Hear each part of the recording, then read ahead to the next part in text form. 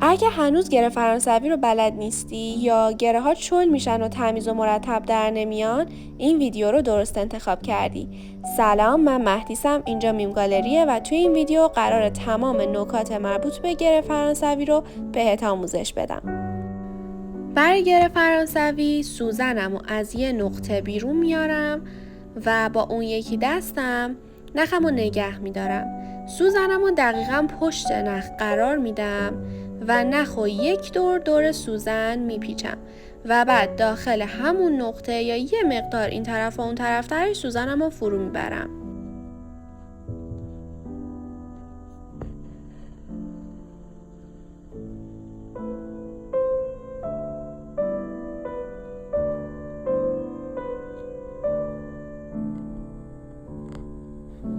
مهمترین نکته برای داشتن گره تمیز و مرتب فقط اینه که باید موقعی که نخ و دور سوزن میپیچین دور سوزن سفتش کنین با اون یکی دستتون، یعنی نخ و بکشید تا کامل دور سوزن سفت بشه و نگهش دارین تا جایی که دیگه گرهتون شکل گرفته باشه و بعد رهاش کنین.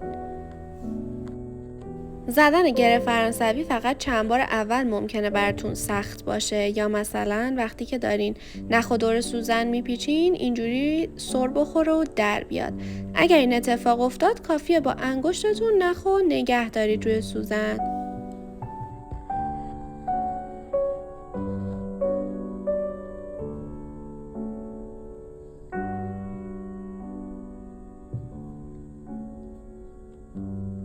گره بعدی رو میخوام برجسته تر کنم، اینطوری که 2 دور نخ و دور سوزن میپیچونم، 1 دور، 2 دور، با این یکی دستم سفت نگهش داشتم و با اون یکی انگشتم نخم رو نگه میدارم که از روی سوزن سر نخوره.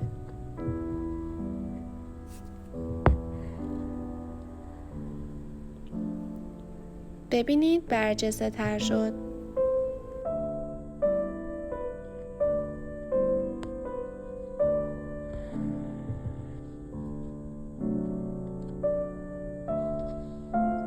حتی میتونید گره‌تون رو برجسته تر کنید و نخ و 3 دور سوزن بپیچید.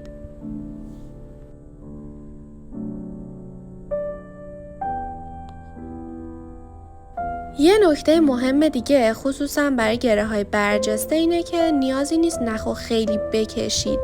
همین که نگهش دارید کافیه، چون اگه خیلی بکشید سفت میشه نخ و سوزن خیلی سخت از پارچه در میاد و امکان داره پارچه‌تون نخکش بشه. حالا میخوام این قسمت های شکوفه های گلم رو به اضافه وسط آفتاب گردونم و با کمک گره فرانسوی تکمیل کنم.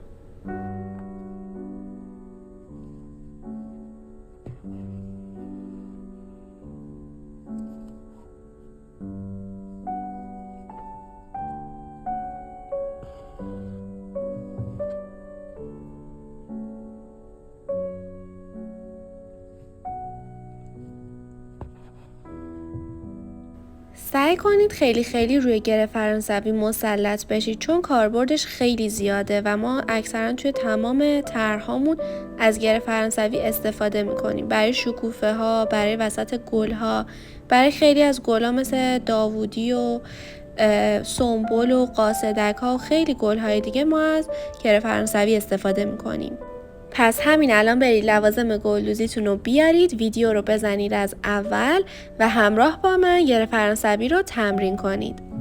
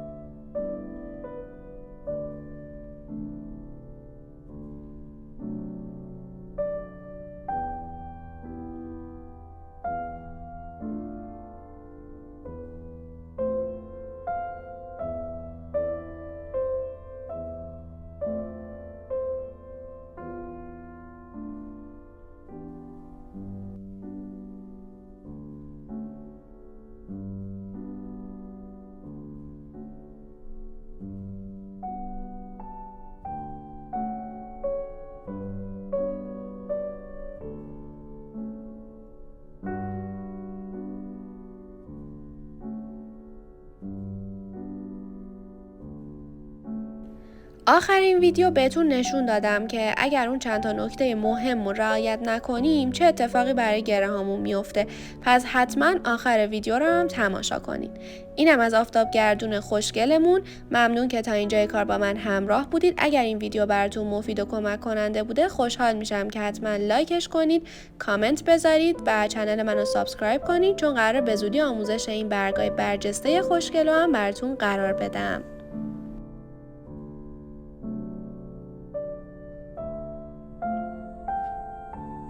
این بار میخوام گره هامو بدون رعایت اون دوتا نکته‌ای که گفتم بزنم تا ببینیم چه اتفاقی میفته.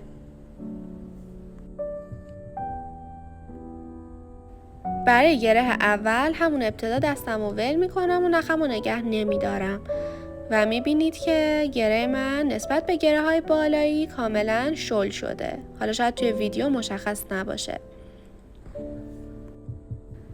یا اگه نخم و دور سوزم محکم نکنم و اینجوری شل و ول باشه این اتفاق میفته و نخم بیرون میمونه و یه گره کاملا نامرتب دارم. اگه همین دوتا نکته رو رعایت کنید گره هاتون کاملا مرتب و حرفه‌ای میشن. تو ویدیو بعدی میبینمتون.